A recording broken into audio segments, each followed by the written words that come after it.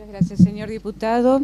Quisiera agregar que soy doctora en Ciencias Sociales y directora del Centro de Democratización y Derechos Humanos de la Universidad Nacional de San Martín. Primero de todo, quiero decirles que fue tan esperado este momento, tan esperado por tantos años, que tengo una gran emoción por estar acá.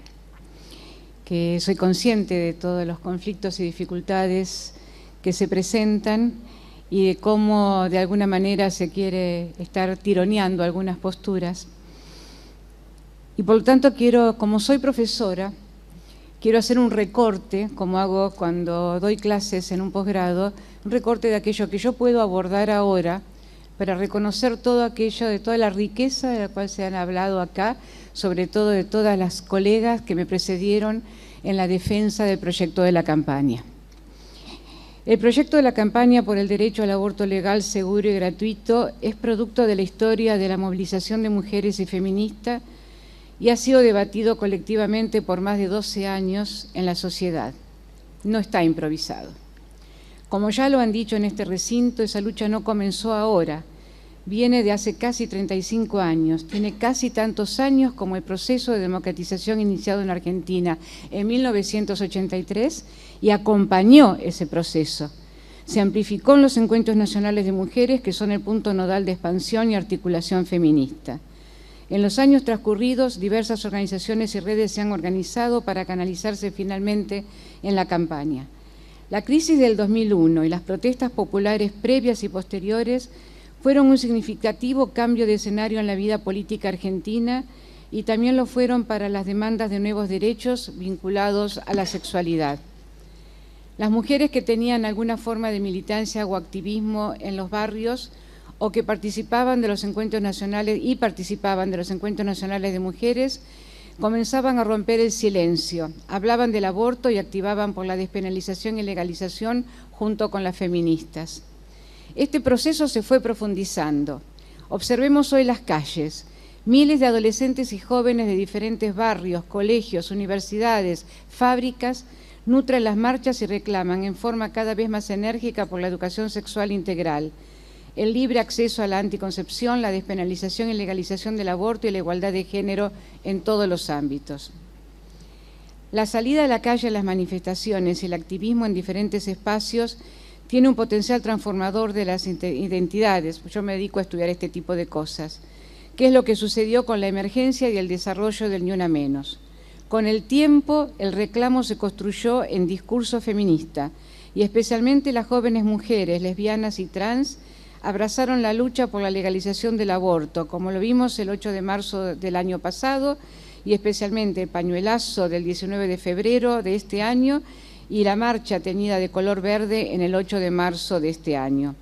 Las jóvenes nos están demandando el reconocimiento de su derecho a decidir sobre sus propias sexualidades, emociones y cuerpos, a vivir sin violencia, a comenzar y continuar su vida sexual con disfrute, con educación sexual, con acceso a anticonceptivos y con aborto legal si se lo requiere. Todo esto se engloba en la noción de ciudadanía sexual, que es la que hace visible la demanda en torno al control del propio cuerpo, la seguridad, la propia definición sexual, la legitimidad de la agencia y del placer, y cuestiona el desbalance de derechos existentes entre los géneros y sexualidades normados por los patrones patriarcales y heterosexuales, y que no apela a heroínas ni a mujeres que se sacrifiquen. Esta concepción se basa en la demanda por el reconocimiento de la sexualidad sin vincularla necesaria y únicamente a la reproducción, esto es, a ninguna visión esencialista de alguna finalidad de la misma. Es necesario, señoras y señores diputados, que den su apoyo y su voto al proyecto de la campaña, porque la igualdad de oportunidades y de derechos es condición para el pleno ejercicio de la ciudadanía, la cual está definida como una práctica de sujetos corporizados, cuya identidad de sexo-género afecta profundamente su pertenencia y participación en la vida pública. Y quiero remarcar que el obstáculo central para la ciudadanía de las mujeres es la política de la maternidad. Una investigadora, Carol Pateman, llama a la maternidad la diferencia por excelencia, y esto no puede estar dejado de lado en este debate. Las regulaciones en los derechos sexuales llevan como base ideológica una concepción de la mujer madre y de una sexualidad femenina al servicio exclusivo de la procreación y no del placer.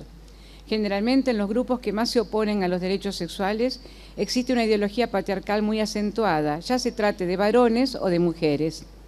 Se basan en general en definiciones esencialistas sobre nosotras, a quienes muchas veces intentan controlar y domesticar para que seamos buenas madres, en sus términos, útiles agentes de las decisiones de otros, no de nosotras, que decidimos si y cuándo podemos y queremos ser o no madres.